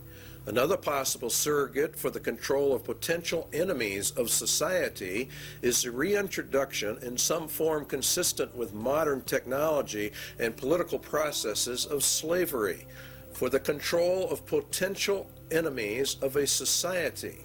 Anyone that does not agree with the New World Order is an enemy of society and is therefore subject to slavery. Detention centers and concentration camps, work camps, are associated with forced labor, which is in reality slavery. Seizure under the executive orders of all civilians in work brigades, that's forced labor, that's slavery, which includes the rights to split up families. There are concentration camps, detention centers, all over the United States set up under FEMA, under Rex 84, and there are presently, to the last count we had, 130 such facilities in the United States of America. In Arizona, you'll see, for example, some there. We've got one here in Wisconsin. Concentration camps for U.S. citizens. The MJTF police to conduct house and house search and seizure and separation and categorization of men, women, and children and babies. Categorization and transfer to detention facilities and the running of detention facilities. Iron Mountain Slavery Recommendation number 2 is mandatory service, a form of universal service, turned to some variant form of the Peace Corps or the Job Corps. It is entirely possible that the development of a sophisticated form of slavery may be an absolute prerequisite for social control in a world of peace. Now, this is just incredible when you really stop and look at what they're actually saying in relationship to biblical prophecies. Remember, Jesus said they're going to round you up and kill you. President Clinton has authorized boot camps for young offenders. Is this the beginning of a larger scale for social reorientation like the communists do? America 2000, the national plan that's going into our schools, requires mandatory community service. There are calls going out all the time. Bush and Clinton have called for mandatory community service for all youth. Up to, say, 2 years, mandatory service. You can serve in the service or some other place, but you are going to serve. So the substitute for war is being implemented. Iron Mountain Sociological Substitute for War number 2 is called blood games. Game theorists have suggested in other contexts the development of blood games for the effective control of individual aggressive impulses. More realistically, such a ritual might be socialized in the manner of the Spanish Inquisition and the less formal witch trials of other periods for the purposes of social purification, state security, or other rationale both acceptable and credible to post-war societies. Inquisitions, witch trials for the purpose of social purification, state security, which is the key one. Such a ritual might be socialized. In other words, they make it into a big social event like the Inquisitions were. We saw part of that beginning to unravel when we watched the Branch Davidian invasion and subsequent massacre of David Koresh and his group. A lot went down at Waco that very few Christians understand. David Koresh, the Branch Davidians, were demonized by the national media. First of all, they were tried, judged, and executed in a social ritual in total violation of every right guaranteed under state and federal constitutions. The Waco massacre followed all points of ritualized killing. They were a cult. It was for social purification, and therefore they deserved what they got. Their compound was raided by federal assault groups when in fact there was no evidence of any crime having been committed.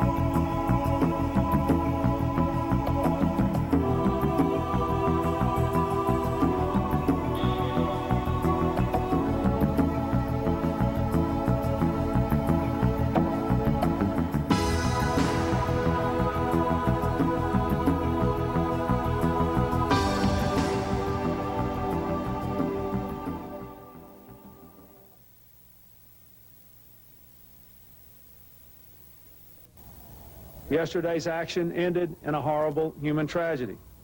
Mr. Koresh's response to the demands for his surrender by federal agents was to destroy himself and murder the children who were his captives, as well as all the other people who were there who did not survive. He killed those he controlled, and he bears ultimate responsibility for the carnage that ensued.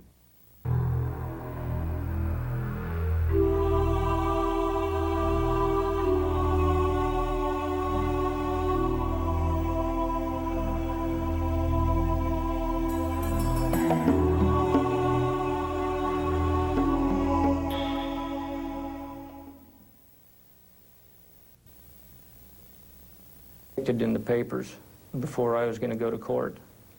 They called me the white supremacist and all that.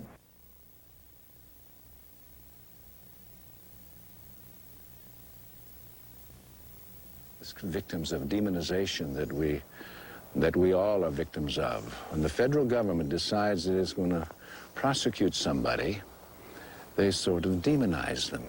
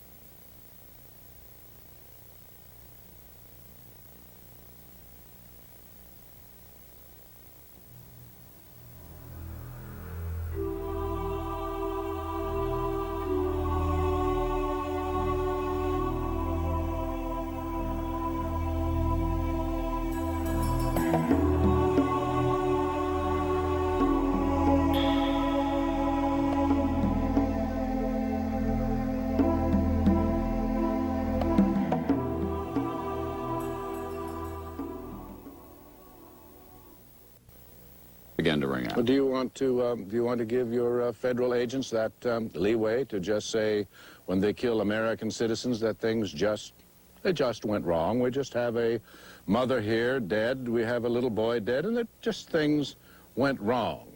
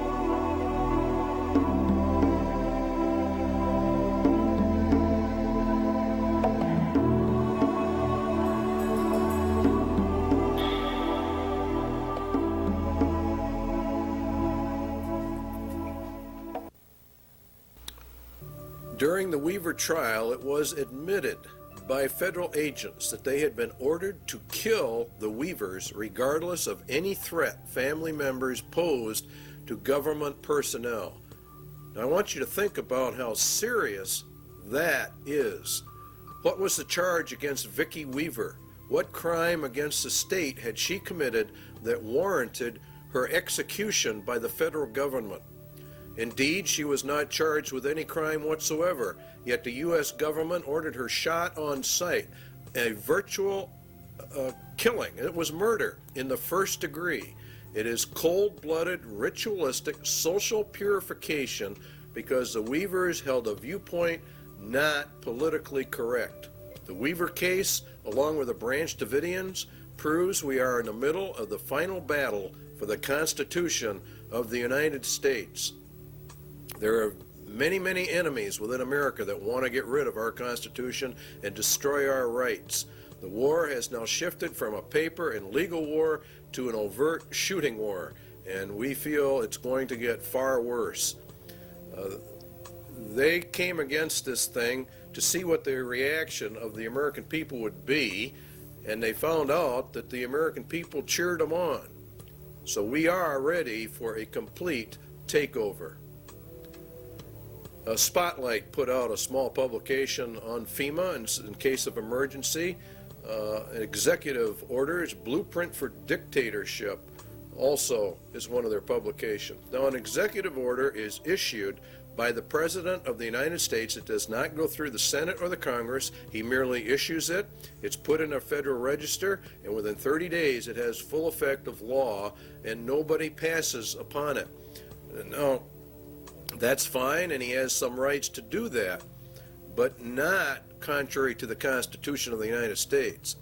FEMA developed national security emergency plans for the regulation of immigration, nationals of enemy countries, plans to implement laws for the control of persons entering or leaving the United States, develop intergovernmental and interagency law enforcement plans and counterterrorism programs to interdict and respond to terrorism incidents in the United States that may result in a national security emergency. To interdict and respond to terrorism incidents in the United States. Now, this is a key that they're beginning to use. Under the new Crime Control Acts, particularly under the Crime Control Bill number 8, which is now before the Congress, a protester can be charged with terrorism. And this paves the way for the government to declare all those who oppose the New World Order as terrorists, and therefore imprison them, because you will be a political dissenter. To develop law enforcement plans to respond to civil disturbances. These people know perfectly well there's going to be major disturbance when this thing finally comes in. So they want all bases covered by law. So that's their rationale. They will legally be able to do this. You don't think it's going to happen. This is exactly the executive order issued by George Bush to quell the Los Angeles riots. LA went under martial law. Very few people understand what that means, but it means, in essence, that the Constitution in Los Angeles was totally suspended. And it says in there that units and members of the armed forces of the United States and federal law enforcement officers will be used to suppress the violence. In other words, they're federalizing everything, and that's what happens under martial law, and to restore law and orders. They can also call up members of the National Guard. That's a key point. They're militarizing the nation. They're putting it under military law. If Americans do not want the New World Order and they resist, America will go under immediate martial law rather than through the staged program into a martial law system, which is what the UN is. Also included to coordinate all federal agencies assisting in the suppression of violence and the administration of justice. Martial law suspends the Constitution of the United States. The UN is to be brought up to full power, and it will rule through martial law via a three-tier military martial law system. The first one we're going to actually look at is called FinCEN, and FinCEN, from the data we can get, it's not only a financial controlling sector, but it has to do with other things. Their equipment is black, and there are reports of a multitude of black helicopters all over the United States. We get calls on it virtually every day from someone who's just had them flying over the house. The FAA says that the black paint schemes are used on helicopters by the Drug Enforcement Agency and the U.S. Army Special Operations.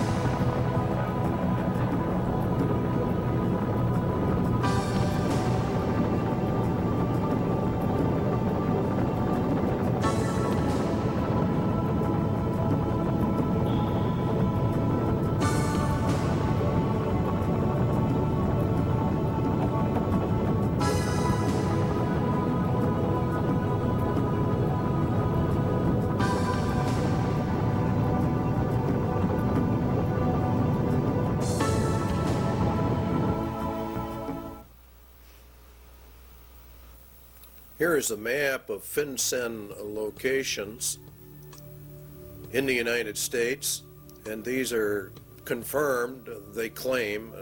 We have not been able to verify it. We're bringing this to you strictly unverified for troop deployment locations in the United States of America. There's been a fairly consistent reporting in Montana of UN combat groups. They are in reality the top tier in the UN system, and entrance to the U.S. was by presidential executive order 11-11-90, signed by President Bush. And there are many battle group locations, and there are many multi-jurisdictional task force police, which are the third tier, or the lowest, on the UN police force. And it is, in reality, from what we can gather, is the federalization of the police forces in America and putting them in reality under the United Nations command, which we go under. And that would be for the detention centers, concentration camps for dissenters are part of this overall system for the roundup of people. Now, one of the largest ones is in Alaska. The Alaskan camp is the biggest, being over 1 million acres, and it's located just outside of Fairbanks, according to reports, and it's serviced by a spur line called the Alaskan Railroad. That's very interesting because under the emergency orders under FEMA, one of the railroads that gets activated and falls under their control is the Alaskan Railway.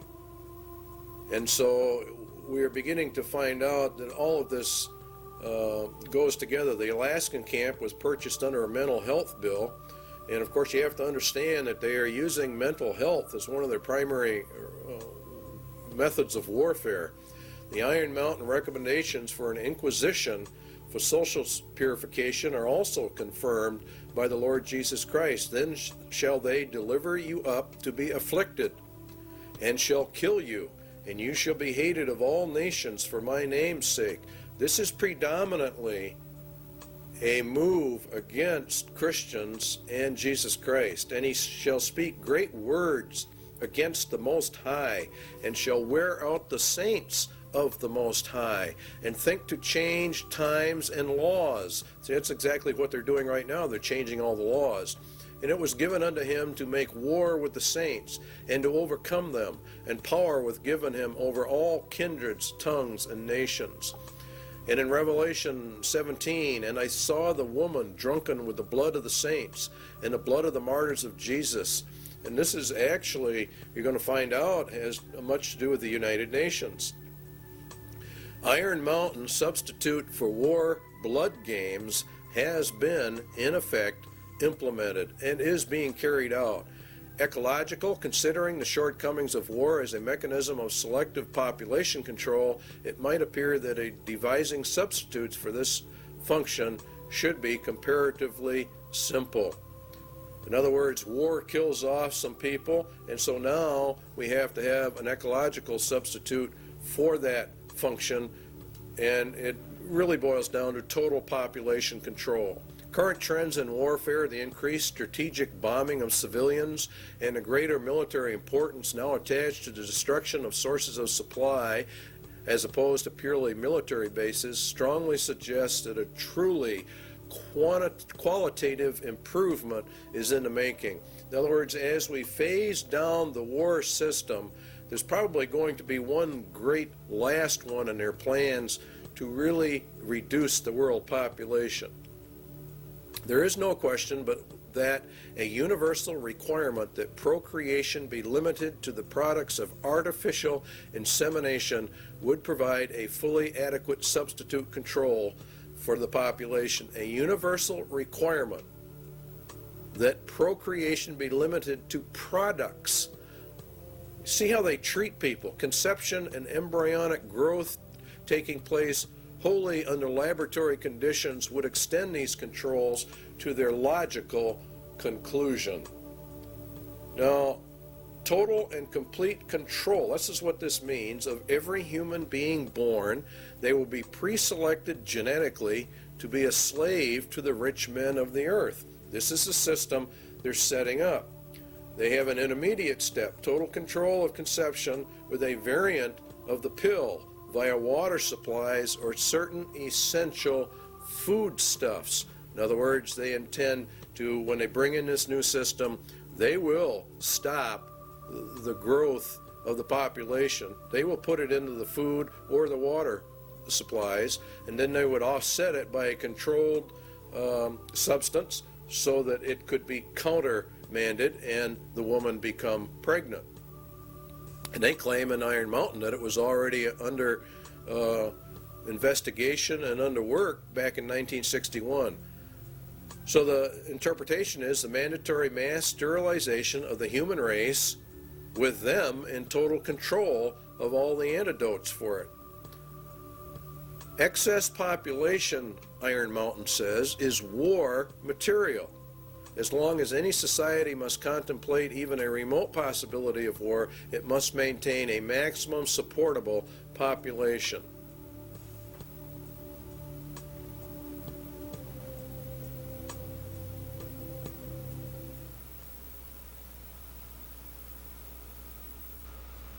When the auditor finally gets his hands into the balance sheet. I suggest, therefore, that this be sold not through a democratic process.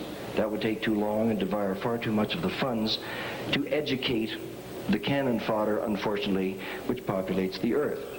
We have to take almost an elitist program that we can see beyond our swollen bellies and look to the future in time frames and in results which are not easily understood or which can be, with intellectual honesty, be reduced down to some kind of simplistic definition.